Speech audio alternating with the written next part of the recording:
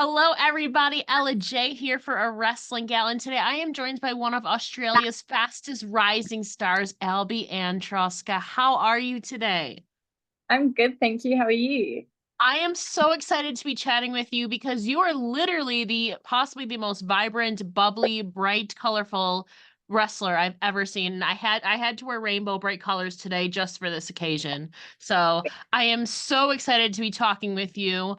Obviously you have a hefty background in a lot of things before you even got into professional wrestling. You hated wrestling, which is crazy to think.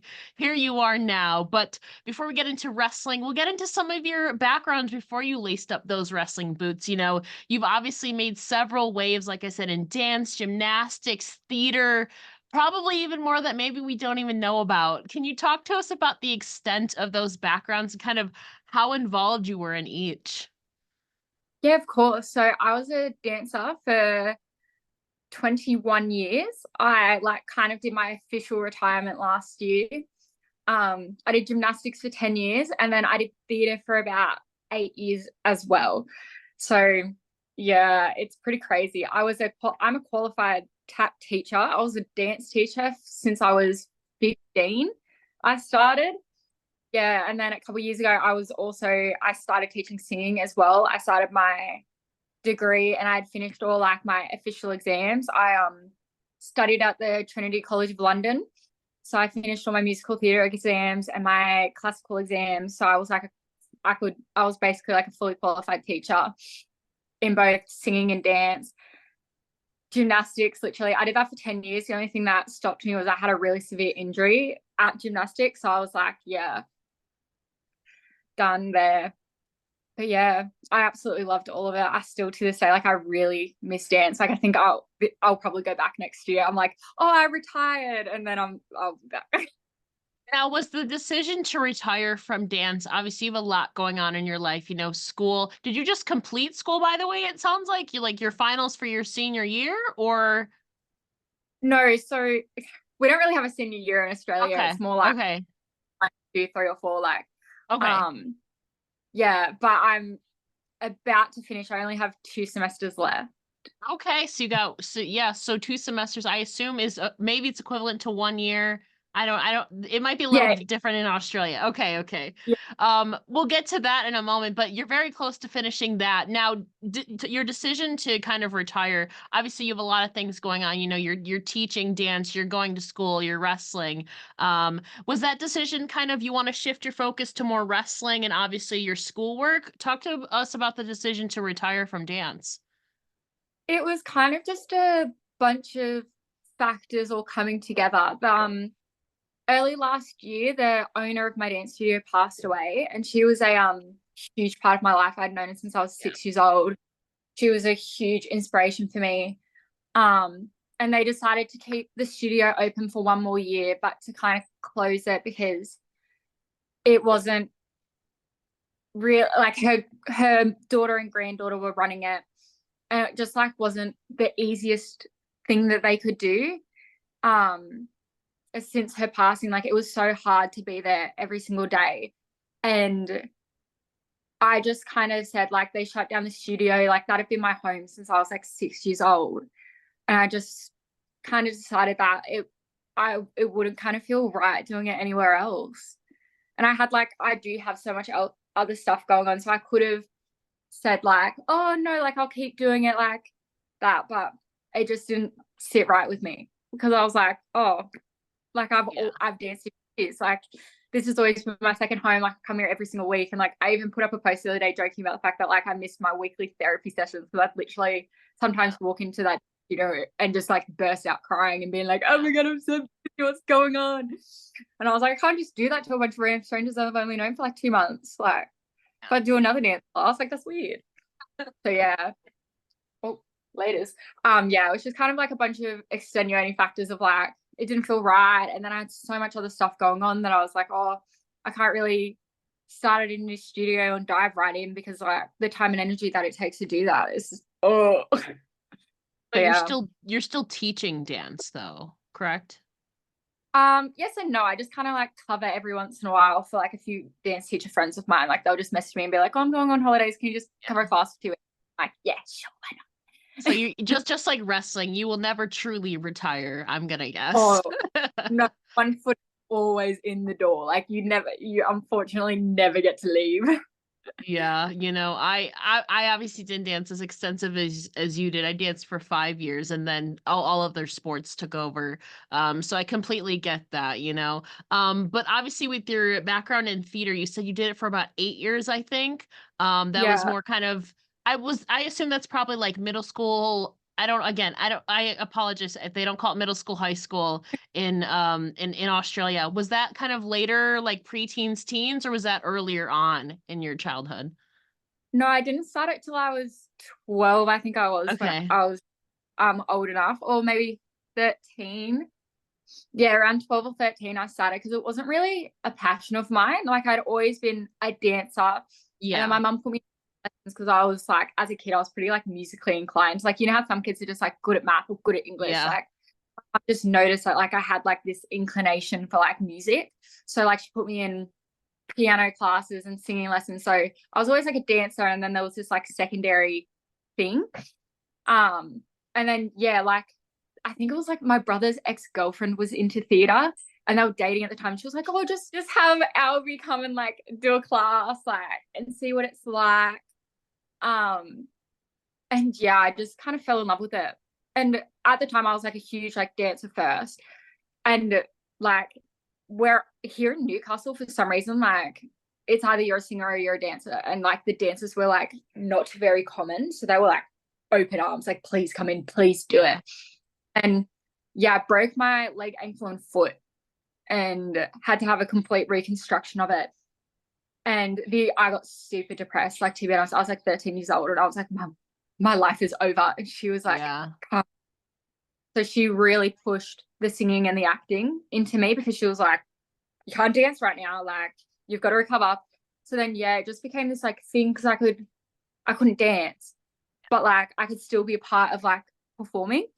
So then Yeah. it just turned into a whole mesh of things. And I became so obsessed with theater and I like really dug my head into it so much. And I think I did like 2 or 3 shows a year and I was taking anything and everything I could. I was I'd be a featured dancer in one, while at another one I was a lead in something, and then I'd be an ensemble in another one just because like I loved it. And the only time I really chilled out on it was when I did my HSC, which is like our big end of year exams here, like Mhm. end of school exam that gets you like into uni and stuff.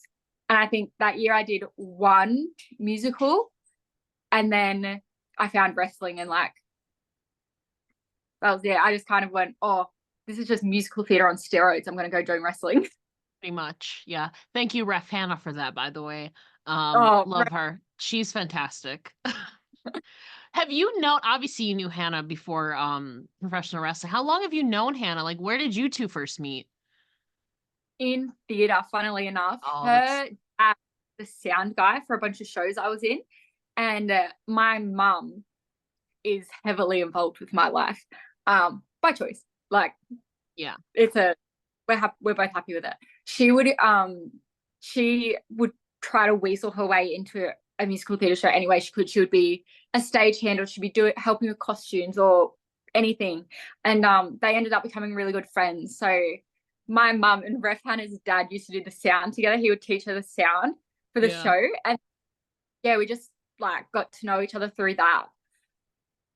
I love that. And here you are Yeah, now, just performance arts on steroids, pretty much. pretty much. Um, Yeah. I feel like even though your ankle injury, theater at least plays, musicals blend a little bit of dance into that. So even if you were maybe not up to your full capabilities, it kind of blended everything together for you that you were used to. So I feel like it was kind of if you couldn't, if you had to take some time off from dance and gymnastics, I mean, theater was a good route to go, and you get to explore your singing more that way too as well. Yeah, definitely. It definitely like ignited a passion that I needed at that point in my life because I was like on track I was going to be a full-time dancer and do all this stuff. And Yeah. then I had this really bad injury. And my mom was like, just shove her into something else. And then, yeah, I stuck my head into it and I loved it. And like, it's still one of those things now, randomly, like if I go to a karaoke bar, like I can have a great time. Now, what is your go-to karaoke song? Oh, Or I have no. we'll give you three, okay? We'll give you three, so you don't have to narrow it down to one. Okay, yeah, I always pull out a classic musical theatre song. So like, I Dreamed a Dream or Don't Rain on My Parade. Like I have to do that. I always pull out a Queen song, Somebody to Love. Oh my God, I will belt that out. And then probably like Adele. I can only name artists because like I just look at the song and whatever I'm feeling. That's fair. That's fair. Yeah. I have a couple go-to songs, but I normally have some go-to artists. Adele is definitely, so I assume you got I'm not going to make you sing, but I assume you got a big range then.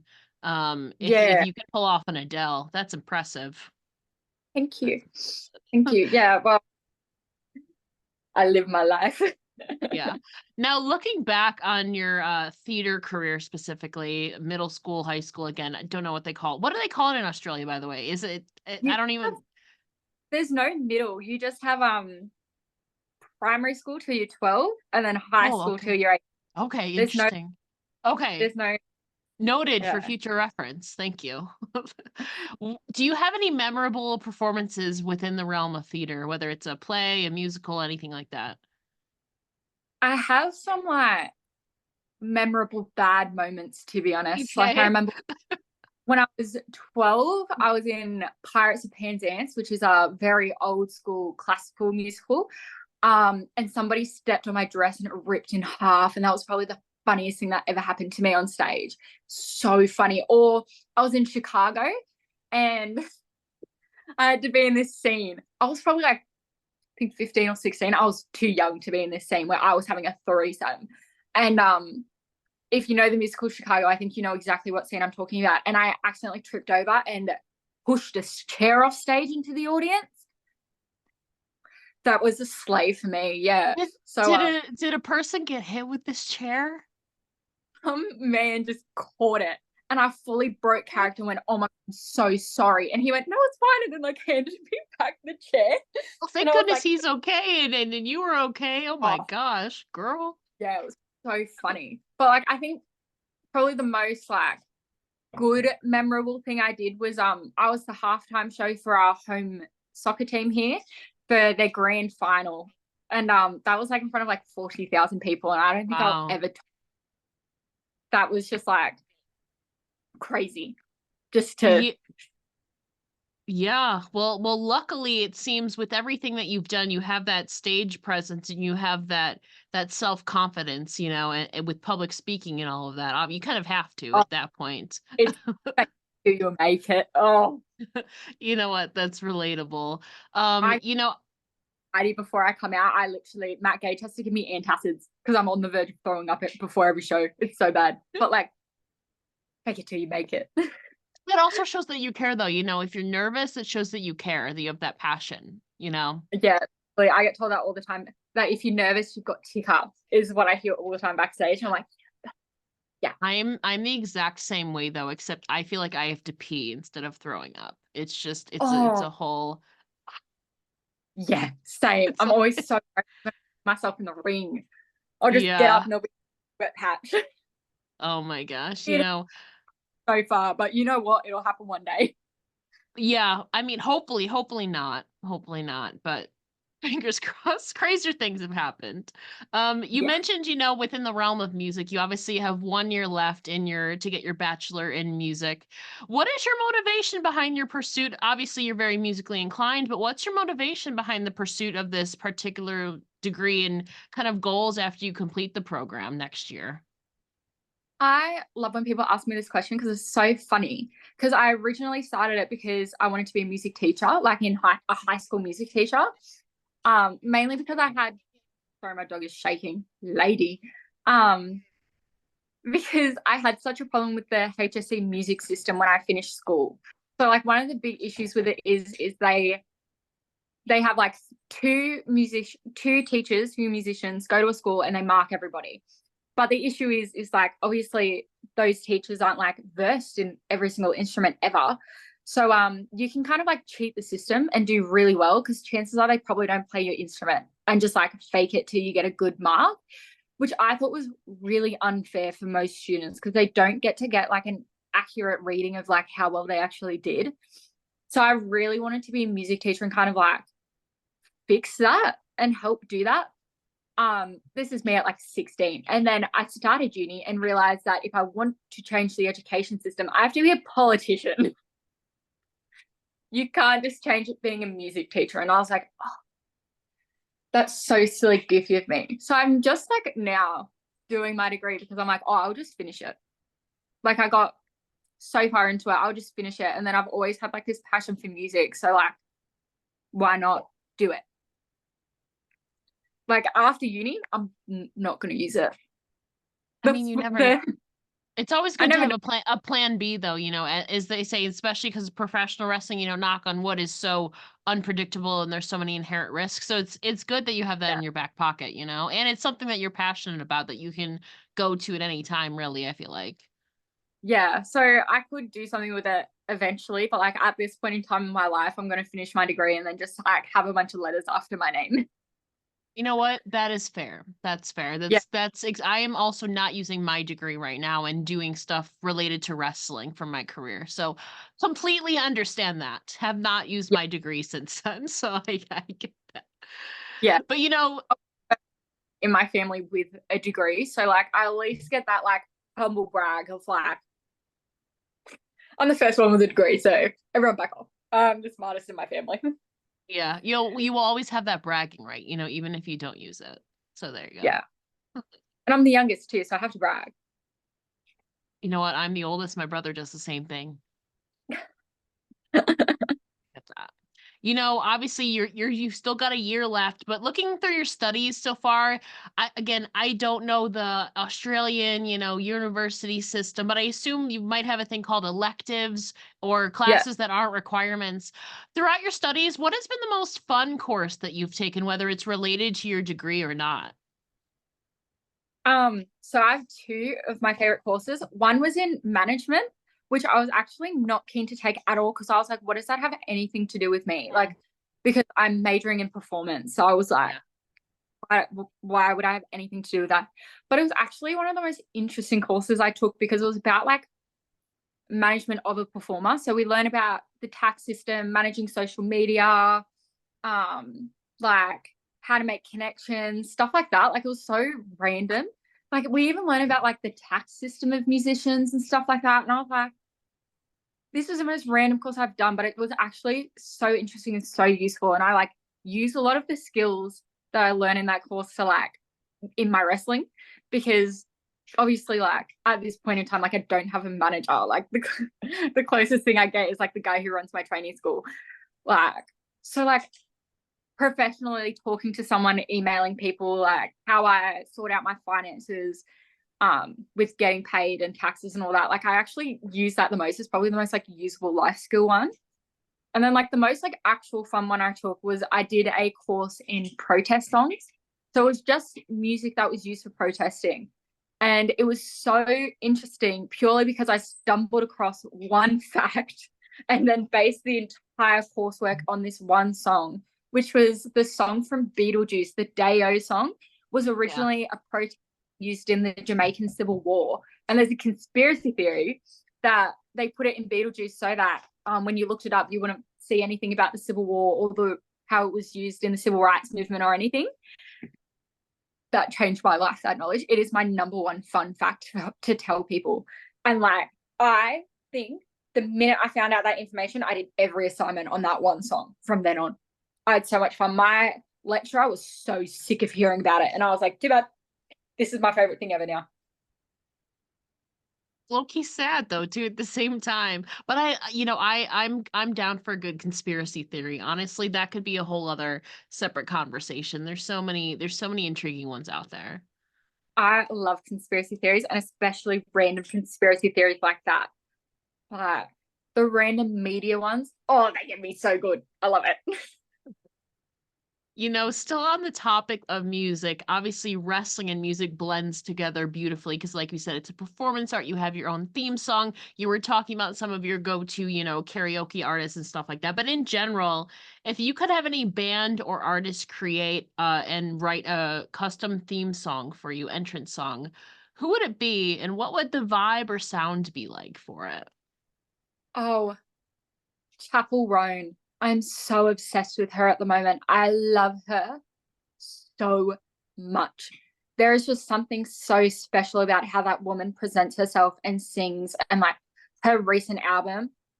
Oh, I would literally come out to any song on that album. It suits me to a T. And it's just like gay pop music. It's the I easiest way love to it. describe it. And like, if that does not scream Albie Anne Troska, yeah, I think it does. You're a beautiful rainbow of color and obviously very poppy and cheerful. So, you know what? I can get behind that. I can get behind that. yeah. Hopefully, Catch, one day we can catch, make it happen. oh, Kind of blending everything together. Obviously, like we said, your wrestling journey kind of came together kind of by chance. But as you've started your training, you're a couple years in now, what are some of the biggest differences you've seen between your training and conditioning for dance and gymnastics versus professional wrestling? Very different, I have to imagine. yeah, honestly, I think it does. It changes so much for me mentally. I feel like I got to a place in dance because I started so young and did it for so long. And I was a competitive dancer too. And I was competing since like 5 years old up until I was 18. With wrestling being a completely brand new thing for me, it created like so many neurological pathways for me. It was just, I was learning so much without realizing it. So like when I would dance, I would like go to my dance classes every week, and like it was kind of not the same thing over and over again, but it was just building on the same things. So in the majority of time that like I can remember dancing, because obviously when I was 3 years old, I can't remember learning my dances or anything like that.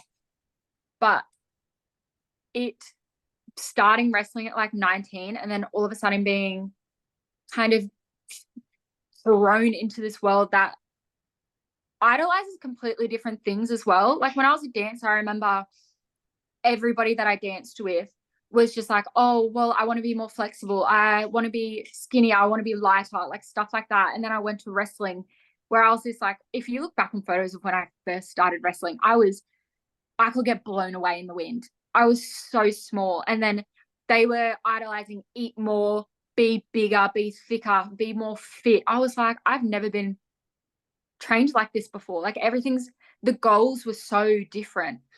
And like the goal for dancing is always like you compete and you win and you go further. Whereas with wrestling, like that's not the case at all. I had to create this completely different like idea in my mind of like, I just want to be over with the audience and I want them to like me and I want them to cheer for me and go for me. And who, like, it doesn't really matter whether I win or lose as long as like everybody watching me had a great time. Whereas in dance, when I was competing, it didn't matter whether the audience had a great time or not. I was only trying to please the person who was judging me. That's all I could do. So like that was crazy. And like also just like the basic things in like working out. Like when I was a dancer, it was always like high reps, low weight. You want to look toned and small and stuff like that. Whereas like now I'm squatting over my body weight and doing like at maximum 8 reps so that I can hack on as much muscle as possible. So I'm training completely differently. But my brother enjoys that way more because he used to be a bodybuilder. So he's like, oh, we can work out together. I can give you tips. Like for my Yeah. birthday, he bought me powder. Like he loves it. I'm so curious with the juxtaposition between dance and gymnastics where you're training more and maybe their ideal is a smaller physique where wrestling is more fit and sometimes a little bit bigger, more athletic. How did your body react to that transition, I guess? Because I have to assume it was not easy getting used to the diet and the recipe routine of professional wrestling when you're so conditioned kind of the opposite. Yeah, it was hard because like I've not been brainwashed, but I kind of had this idea in my head from a young age that I was to look a certain way. Yeah. And that way is kind of like, not to like, I'm genetically built to be a long, skinny person. And like my mum is a long, skinny person. My dad is a long, skinny person. Like it's kind of in my genetics. So I was kind of already like, oh, well, this is what I'm supposed to look like. And I was always kind of striving to hit that no matter what I looked like. And it did get unhealthy. I'll be completely honest. I feel like I've spoken about it in the past, how I've had, like everyone has body image issues. And it's completely unrealistic to try and look a certain way, whether you're genetically predisposed to look that way or not. Whereas I feel like now I've never been in a healthier state and a happier state, because like my body wants to pack on muscle. And especially now that I'm getting older, like I can't be what like 13-year-old me looked like. Yeah. So it's quite nice and great to kind of go to that opposite ideal, because I'm not striving for something that's never going to happen. Because no matter if, like, I'm saying like genetically I can be tall and skinny and long, but like what a prima ballerina looks like is not something that 99% of people can look like. Whereas I feel like now, like I go out there, majority of people can look like me. Like with training and weightlifting and everything, I have such like a realistic body now, and it's so much nicer to have a relationship with like young kids. Like when kids come up to me and are like, I want to be like you when I'm older, I want to look like you when I'm older, like I don't feel guilty anymore about it. Like when kids used to come up to me and say that, I would always feel bad, because I was like, oh, to look like me, you've got to work out so much, you got to eat rabbit scratch, you got to, like, it's so hard. Whereas now I'm like, yeah, eat a steak and go and like squat. Go for it. It's fine. Yeah. It's a really difficult conversation to have, but it's like, yeah, like this is such a better, healthier option for most people. Yeah, and I was gonna say that's awesome to hear for you, because I was curious about that, because there is such a stigma, or like fit into a certain box, and like you said, I don't know, like predisposition for dance and gymnastics, that I feel like a lot of people, I don't know. It's a tough lifestyle to upkeep, I have to imagine, for an entire lifetime. And like you said, especially as you're trying to grow up too, as your body is trying to get bigger, but you're still trying to fit into this little mold. But now, through wrestling, I feel like that's awesome to hear that you're in a healthier place now. And obviously as you grow up, your body changes and all of that. And getting used to something too that's such a drastic change. Yeah. That is awesome to hear that you are in such a great place now. And honestly, it's not surprising to see that little kids are looking up to you, because how could they not? You are just, like I said, this bright ball of energy, so bright and colorful. Obviously, some of it is a little bit, I guess it's a pun, Carny based. We'll talk about the Carny Boys in a second. A little bit of clown and all of that inspo. Was that always the vision that you had for your wrestling persona, was kind of this clown Carny? Or can you talk about the process of developing yourself as a character? Yeah, honestly, when I first joined wrestling, I had no idea what I could do. It was nothing, because for starters, the wrestling I kind of knew growing up that I didn't like was, the era of women doing bra and panties matches. And that's why I Yeah. didn't like, and like why my mum kind of wouldn't let me watch it either, because she was like, I'm not exposing my daughter to this. Ew. So like I joined wrestling still with that kind of idea if that's what wrestling was. And I'd seen one Nui Pro show. Like, so I had not been exposed to what wrestling actually is nowadays. So I literally joined and was like, I don't know what I'm going to do. Like, I'll probably just be a dancer or a cheerleader or something. And then, yeah, Adam Hoffman like came up to me one day and was like, I have this vision for you. And I was like, oh, okay. And I was like, I would actually rather be told what to do. Like, considering my history, I was like, I've always just been told what costume to wear and like what dance Yeah. I'll be doing. I was like, I'd actually really appreciate if you told me exactly what you want from me and I'll give it to you. So literally Hoff was like, I just want you cranked up to 100 and like go out there. And I was like, what do you mean me cranked up to 100? And he was like, you are so colorful and so smiley, and like just do that more, they'll love you. And I was like, I'm actually a cow. What are you talking about? Like, no, I have a resting bitch face. I have no idea what you're talking about. And then he showed me this outfit that someone had designed and was like, trust me, put this on and act like a doll. And I was like, righto. And I did it in like one training match and I went, oh my God, like I get it now. Like I'm a rag doll. Like I'm just a kid's doll. I come out there, I flip around, I do, and I just smile. And the thing was, like, when I make mistakes and stuff, like, it is my natural, or I get lost in a match, it is my natural instinct to like go like the dancer hairspray smile of like, and like I really like so to my advantage because I was like, why would I hide that part of myself when like people think it's hilarious that I do that? Yeah. So like I just kept doing it. And then it's just evolved naturally over time as I've gotten like more comfortable in front of an audience and like stuff like that, that I've just cranked it right up. And now I walk out there and I'm like, yeah, I'm your little doll. What's going on, guys? I love that. You know, it's such a relatable thing too. It's gonna be interesting to see too. I don't know how in depth if you've gotten heel side, but it's gonna be interesting to see. You could kind of maybe work a dark doll, kind of a creepy doll in the future once you get into more heel work and all of that. I feel like. Well, one day maybe my heel work will improve, but every single time I've tried to be a heel, no one's liked it. I walk out and I'm like, yeah, you guys suck. And they're like, this isn't you. And then they cheer and I go, wow. Maybe that's the beauty of wrestling though. There's trials and tribulations, you're still learning as you go. The great thing is you can experiment with so many different things. If one thing doesn't work, come up with something else, try it out. You have that creative freedom to do that, especially on the indies. So it's always an experimental phase, which I feel like very much goes well with your character because it is larger than life, and all of that, just a life-size doll, as they would say. Now ring gear wise, obviously a lot of your stuff is very colorful. I know you've taken inspo from Barbie. You're wearing the pink today, maybe as an homage to that.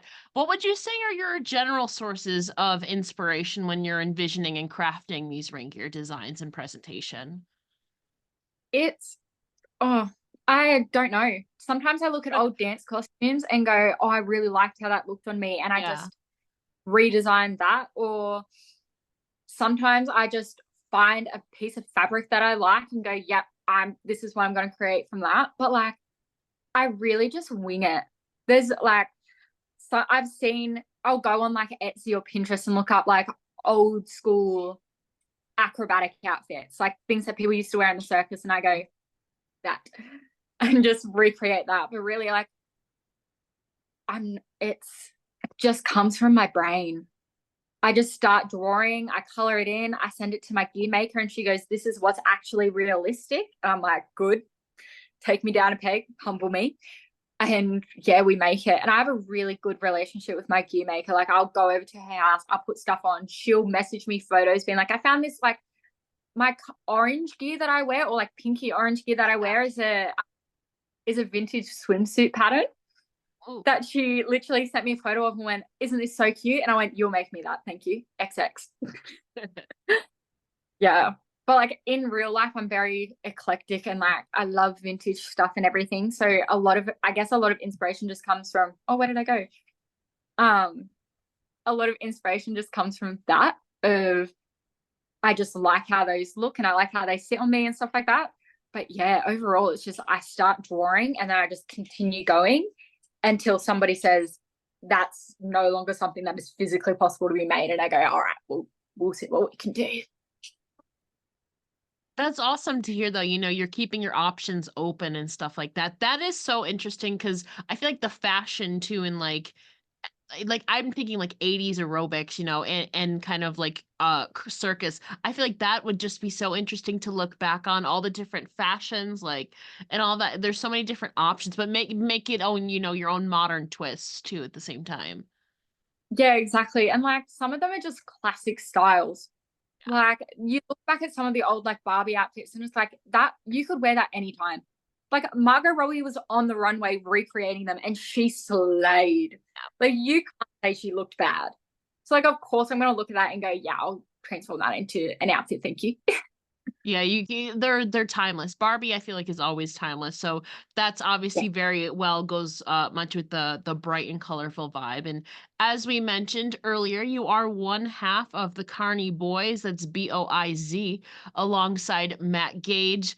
Talk us through how this duo came to be. What led you two to joining forces? So it's kind of funny. Gage had a really severe injury, I think like 2 years ago, and his first match back was me. We did a random pre-show match and he still couldn't really wrestle. So it was just the most gaga filled match. Like we Mm. arm wrestled, like it was it was ridiculous, but it kind of sparked this like appreciation for each other, I would say. Like we both started like really, I looked at wrestling very differently. Up until that point, I had been tagging with Hoff and I had just done these like really serious and intimidating matches. I was anxious every match. I would come back from matches and I would watch them back and I'd be like, oh, I don't know if this really feels like me. Like this is a weird match. And then I had this random match with Gage where we arm wrestled and we yelled at each other and we barked at each other. And it was like just so ridiculous. And I was like, that was the most fun I've ever had in a match. Like That I came backstage and I said to Gage, I was like, that was so much fun. And he was like, yeah, that was. And then it just evolved from there. We kept being like, oh, we want to wrestle each other. And then at last year's Rumble, after I got thrown out, he literally stood there and waited for me and was like, oh, I don't want to walk back by myself. And then we like held hands up the ramp because that was it. So like it just like kind of naturally evolved around like we enjoyed each other's company and like enjoyed wrestling each other. And then we are like, well, we don't have to wrestle each other. Like we don't have to dislike each other and beat each other up. Like we can yeah. wrestle together actually. And then we're always together and it's fine. I feel like you two match each other's energies too as well, and aesthetic wise too. Was it a little bit of an adjustment, kind of trying to match each other? Very similar energies, but was it a talk about the process of kind of making a collaborative, like presentation wise? Was that a big change for you, or did you find that most of your gears and presentation kind of aligned with each other's?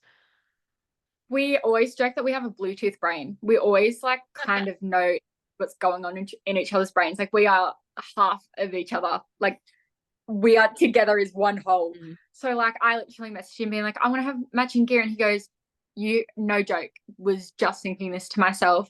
And then he already had this aesthetic of like being like a ringmaster. And I Yeah. already had the aesthetic of being like this little like acrobatic doll. So like as soon as we came together, it just like melded perfectly together. Like it just kind of worked. And then like, yeah, we bounced off each other so well. Like we're literally, I'll say something and he'll finish my sentence without even thinking about it. Or like the amount of times I'll start singing a song and he goes, no way, that was stuck in my head. And I'm like, what do you mean? That was fate that you were his first match back, as I think it was. It was just meant to be, because now It you was. know, that is awesome, but obviously wrestling isn't always easy, you're a few years into your career now, but I know the first couple of years you previously stated that you felt like you had plateaued, but then obviously 2023 felt like you made significant strides and improvement. So do you recall a specific moment where things really clicked for you, and what differences did you see in yourself, from 2023 now into 2024? Well, like 2023, at least for Australia, I don't know what it was like in the States, but that was kind of like our exit from COVID. We kind of Yes. left that. And I kind of, within COVID, had like a few bad experiences in wrestling. Like, I'll be honest, like, I had some trainers who weren't very nice and like some crappy things happened. I So get it. then, and like so much time off in COVID, because like here in Australia, we had so many lockdowns and we're talking like serious, you can't leave the house, you can only go to the grocery shops once a day, and that's your exiting the house rules. So like I was taking huge gaps of time off in my training. It wasn't just like, oh, a couple of weeks here and there. Like I'm talking months where I couldn't work out, I couldn't train, I couldn't do anything. Like the most I could do was like go for a run around my house or like in the second lockdown, my dad built my mum a home gym, but even then, like, my mum doesn't lift heavy weights. So like the heaviest I could lift was like 50 kilos. And I was like, this isn't going to do anything for me. And then finally 2023, I think was like the first year straight where I was able to train. And then I had the trainers that I didn't love left, and I was kind of given the time and energy that like I needed to really excel. And then like obviously me and Gage like kind of came together and like really started to build something. And he hypes me up so hard. Like I'll be backstage being like, oh, I'm so nervous. And he's like, you're the GOAT. Like seriously, like you have nothing to worry about. So like I've finally had like this really strong support system behind me of like everyone around me. And it wasn't per se everything started to click. It was just finally I was getting really good feedback, and I had people helping me and supporting me, and I had people who could watch my matches back and give me like really great feedback. And I finally felt like, and I felt comfortable going to people being like, this is what's going on, like what can I do? And that's what really kind of I started to get it, because beforehand, like I was brand new to this. I didn't know anything about wrestling. And some people thought that was great, and I was like a little moldable thing. And then other people were like, well, this is such basic stuff, why don't you get it? And it's like, because I've never been exposed to it. What do you mean? Like I don't know what any of this means. So to finally have like people like Hoff and Gage and Hannah and everything, they were in my corner and they were helping me and they were building me up, it really made a difference. And like now I can fully say like it clicks, like I get it. But like I was 3 years into my journey before I could say like I understand ring structure and psychology and why I would do certain things, because beforehand I was just like, oh, Hoff said to do it like this, so I'm doing it like this. Whereas now I understand why Hoff is saying to do it like that. Like it finally has like morphed into my head as information that makes sense. Yeah. A lot of your, you might feel like it might have taken you a while, but a lot of the circumstances, like you said, the COVID, trainers being iffy, there was a lot of extenuating circumstances. I have a couple friends in Australia over there, and I just remember hearing all about all these different lockdowns, and I just can't imagine there was like many different, like you said, like 5 different waves of it. It was just insane. I can't Yeah. even imagine.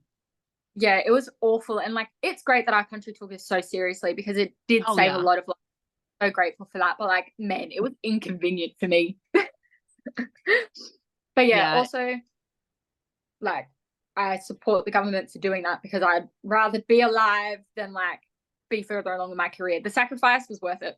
Oh yeah, yeah. Totally understand that too. You mentioned obviously you've gotten to receive a lot of feedback from your support system. So, what are some words of wisdom or feedback that you've received that have really stuck with you so far, and who did it come from? My favorite bit of advice that I always tell people is like the words that I live by was when I was 11 years old. Um, the owner of my dance school told me to take a deep breath and suck it up and get back on stage, which sounds so harsh, but oh my God, it is exactly sometimes what I need to hear. And it is like anytime I've had a bad match or anything, like I've walked out before. My second ever match, I walked out crying. I was so anxious. I had no idea what was going on. I cried one of my eyelashes off. I was only wearing one eyelash in that match. And right before I went out, I literally, in her voice, heard, take a deep breath, suck it up and go out there. And like I went out there and I did the match, and like pretty much everything was fine. Like I dislocated my shoulder, but like that's not even that bad. Oh my It was gosh. like the 30th time I've done it. I've done it so many times. That's a whole other Did they just issue. pop it But right like, back in? that time, no, that was the issue with that. Okay. Part of where my gimmick comes from is that I have a joint disorder. So like my joints pop and lock, very common. I can legit pop the shoulder out on command. And like it's really gross. So it's not uncommon for me to pop and lock really badly. So that's where my flippy gross stuff comes from. So go me for that. But like, yeah, that's my favorite piece of advice, because it's just straight to the point, gets you where you need to go, and you're happy with it. And then also, I always credit Adam Hoffman for this one, who one time in a training session, he didn't even yell this at me. He yelled it at a male trainee and said, just because she's a girl doesn't mean she's a wrestler. She's not a wrestler. I mean, sorry. Just because she's not a wrestler. And I was like, oh. And he just was like, you'll beat them up the same way you'll beat everyone else up because that's what equality is. And I was like, yeah, you know what, you're right. And he's still to this day, like every new trainee that comes in and goes, oh, well, like, what if I hit her in the boobs? He'll literally be like, who, you shouldn't be hitting her there anyway, because that's just dog. And you just kick them in the balls. As simple as that. Exactly. So he's constantly yelling at people about that. And like, you know what? I take that to every match when someone goes, oh, I don't want to do this because like you're a girl. I'm like, just because I'm a girl doesn't mean I'm not a wrestler. So suck it up. Two more questions for you. That is so awesome. You know what? You know what? Thank you, Hoffman. We stand. We stand. You know, that he does not care. that's awesome. You know, as you're looking towards the future now, obviously, travel is always a big one for a lot of people. What are some of your personal and professional goals for the next year or two? Honestly, my biggest goal and something I have worked towards since the start of my career is that I just want this to be a safe workplace for everyone involved, and especially for women. In so many locker rooms all around the country and all around the world, that's not that safe, or promoters think they can get away with doing stuff just because it's a indie wrestling show where you're getting paid in cash or anything. But like my father is a union man. He was a head senior delegate for the Australian Western Union. He believes in fair work, fair rights, everything. And I have the strong belief that if you can't get away with it in an Australian workplace, you can't get away with it in an Australian wrestling locker room. So like my biggest goal is to just make sure like women and people all around the country just aren't getting taken advantage of, because it's just not okay. And people think they can get away with it just because like, oh, you know, this is a little sneaky thing. Like, this is still an Australian workplace. You won't do it. And also just like people behave poorly because they're blokes and they're around other blokes and everything. And I just won't stand for it. If I have to be in a locker room calling people out for being sexist, I don't care. I will. And I am known for being so loud in a locker room about that. I also want to create a safe workplace that everyone can feel comfortable in and nobody has to worry what's going to happen to them. You know, more power to you, girl. You know, we need you. I need somebody like you over here in America too, as well, girl, because, you know, a lot of the stuff that goes on there goes on here as well, if not exacerbated. So, you know, all around, just all around, but obviously start small and then, you know, we build on it. So once you get that established in Australia, I'm gonna need you to come over here, and be our spokeswoman, if that's okay with you. I will. No worries. You know, to bring it full circle as we're closing things out here, I want to ask you the same exact question that you were asked on your first day of tryouts. And I think you should have an answer by this point. You know, you've gone back. I know you've watched stuff gone back like 10 years, maybe at least 2013, 2014.